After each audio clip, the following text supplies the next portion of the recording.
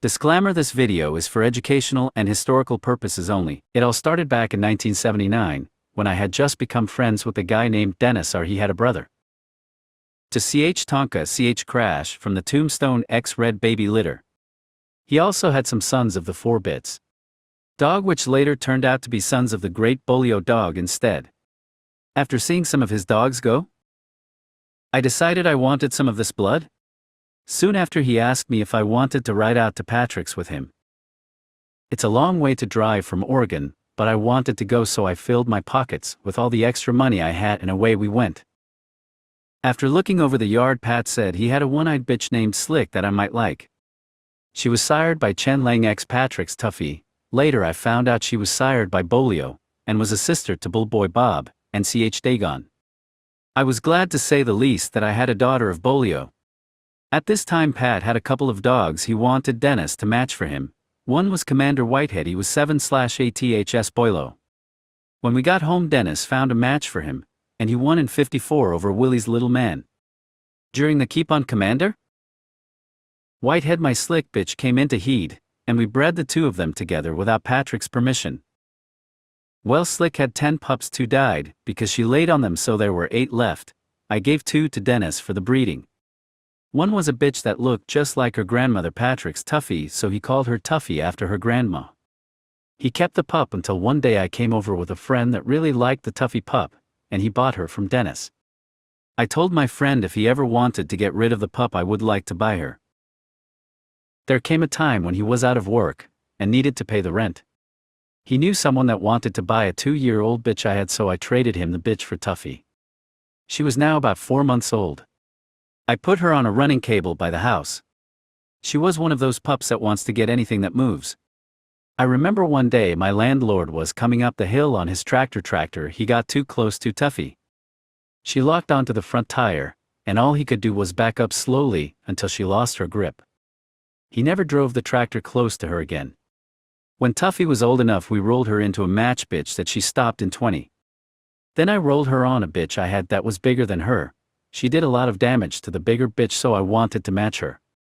Because I'm in a wheelchair from an auto accident, I had to get someone to help condition and handle her, so I called my good friend G. Crumb, and I told him I had a 32-pound bitch open to match. He told me he would help out, so I took him the dog.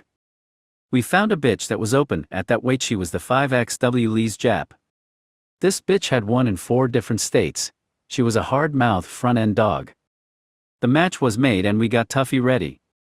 The day of the match came, and Tuffy weighed in at 35 pounds.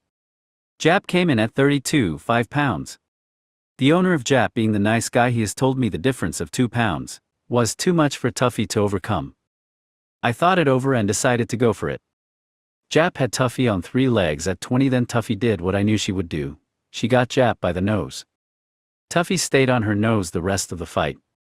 Jap was trying hard to stay in the match, but Tuffy was punishing her severely. Time passed, and we were now at the 4-hour mark. There were no turns, no out of holds at this point. A spectator knocked a breaking stick in the pit. Tuffy looked to see what it was, and a turn was called on her.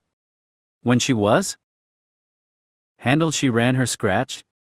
Then it was Jap's turn to go. When handled, she collapsed in her corner. Now all Tuffy had to do was scratch to win, which she did, and was declared the winner at 4:24, and history was made that day. This was the longest match for females ever. Everyone said she wouldn't make it, but she did, and after she healed up, I put her back on her run. I'll never forget the day that my mom went out to feed Tuffy. She came running back to the house and said Tuffy was gone.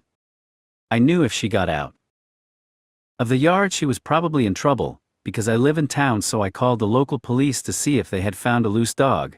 Sure enough, they had. Apparently she had found a cage full of rabbits. The cage was off the ground high enough that she couldn't reach them, but she was screaming and jumping at the cage, and the noise woke the owner of the rabbits, and he called the police.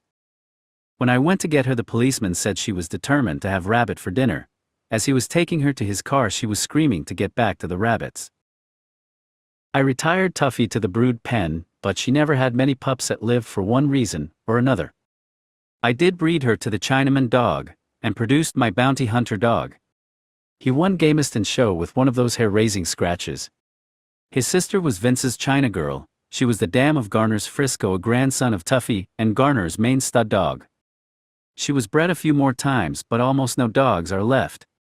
I did breed her back to her littermate brother Mayfield's Bonds, but Tuffy died 3 days after giving birth, so I hand-raised 3 of these pups. I would also like to add that out of 8 Tuffy pups, 6 of them proved to be game. More should have been matched, but for one reason or another they never were, but they were